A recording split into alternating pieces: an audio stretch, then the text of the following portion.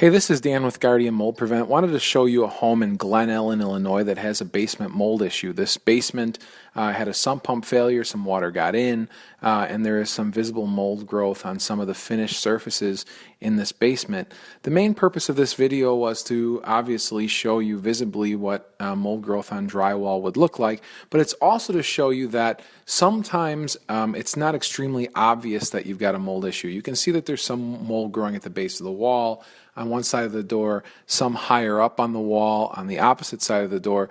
But let's take a look at some unfinished areas. As we move in under the stairs, you'll be able to see the back side of the drywall from the main room.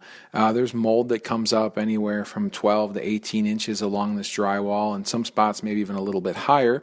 And you can see that the mold growth is fairly dense on the walls. The thing to note about this particular area is that if we were on the other side of the wall, the finished side, you would see nothing but baseboards and white paint. Now we're going to move into the main section of the basement here, and you can see here's the baseboard tile that they used. Here's a white painted wall. It's been white all along. It has been painted since the mold growth developed. And as we move into the furnace room along the back side of that wall, you're going to see that there's some mold growth along the base of the wall. Now what this goes to show you is that many times if you get water in your basement, you may not see mold growth on the finished surfaces. It may not appear on the actual paint. You may have to pull back some trim or get into some areas where there are some unfinished sections.